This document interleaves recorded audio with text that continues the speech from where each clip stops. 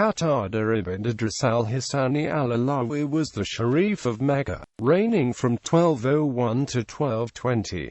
He also founded the Banu Qatada dynasty and established a tradition of sharifs descended from him to rule Mecca, which lasted until the office was abolished in 1925. Early life. Qatada was born in the seaport city of Yanbu, where his family, who descended from Hassan ibn Ali, held a considerable estate since the Umayyad era. Without seeking permission from the Ayyubids who controlled the area, Qatada went on and subdued most of the Hejaz. He maintained a garrisoned fortress in Yanbu which made it possible to exact a good share of the profits of the Red Sea trade as it stopped at this port before proceeding to Egypt. Qatada may have taken part in the defense of Medina against the expeditionary crusader force launched by Reynald of Chatillon, Sharif of Mecca, between the Ayyubid takeover of Mecca in 1175 and 1200. Iraqi princes, Medina-based sharifs,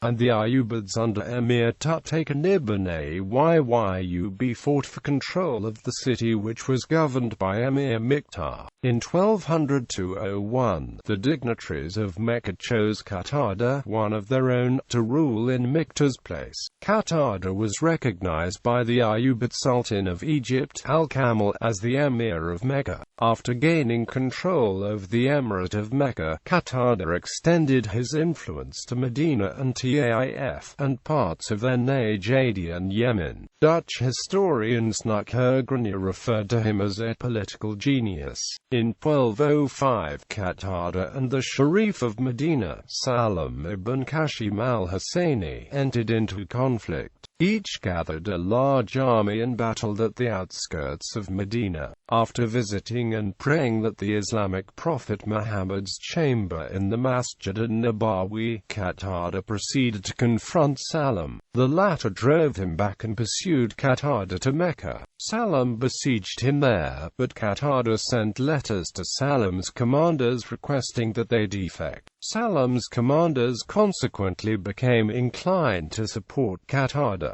After realizing this, Salam withdrew to Medina, and Qatada's position in the region was strengthened. Qatada's growing autonomy and actions troubled the Abbasid Caliph in Baghdad, the Ayyubid Sultan in Cairo, and the Ayyubid Emir in Yemen. Challenges from those authorities coincided with the annual Hajj pilgrim caravan to Mecca. Accordingly, caravans from Cairo, Baghdad, and Damascus were accompanied by whatever number of troops the Caliph Sultan deemed necessary to deliver a message to Qatada. In 1212, an assassination attempt on Qatada occurred during the Hajj. Qatada suspected the Abbasids were responsible and ordered his Nubian slave troops to attack the Baghdadi caravan, although they had already fled to join the Damascene caravan where they gained protection from Saladin's mother. Qatada demanded a compensation of 100,000 dinars for calling off the attack on the caravan, but when Saladin's mother could only raise 30,000 dinars, Qatada desisted nonetheless.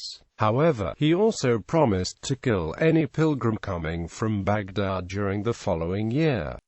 In 1220, Qatada was smothered to death in his bedclothes by his son Hassan at the age 90. According to the medieval Muslim historian Ibn al-Athir, Qatada, who had been feeling ill, assembled an army led by his brother and Hassan to march towards Medina. When they camped near the city, Hassan heard his uncle inform the troops that Qatada was near death and made them swear their loyalty to him shall Qatada die. Hassan came to his uncle's presence and had his Mamluks kill him. The news outraged Qatada, who vowed to have his son killed. One of Qatada's men informed Hassan of the situation, and the latter subsequently rode back to Mecca to confront his father. After ordering the large gathering outside of Qatada's residence to disperse, Hassan met his father, who reprimanded him. Hassan turned on Qatada and throttled him. Hassan then left the residence to inform the townspeople that his father was very ill, and then recalled the local leaders of Mecca to tell them that Qatada was dead. According to this account, he brought out a coffin and buried it to give onlookers the impression that Qatada died of natural causes. But Hassan had his father secretly buried beforehand. The power accumulated by Qatada remained in the hands of his descendants until the abdication of Ali ibn Hussein in 1925. Bibliography: Ibn al-Atir, Is al-Din, Richards, D.S. The Chronicle of Ibn al-Atir for the Crusading Period from Al-Kamal Fil Tawaq. The years 589–629, 1193–1231. The Ayyubids after Saladin and the Mongol menace. Ashgate Publishing Limited. ISBN 978-0-7546-40790. Peters, Francis E. Mecca, A Literary History of the Muslim Holy Land. Princeton University Press. ISBN 978-0-691-03267-2. Salabai Kamal S. The Modern History of Jordan. I.B. Taurus. ISBN 978-186064-331-6.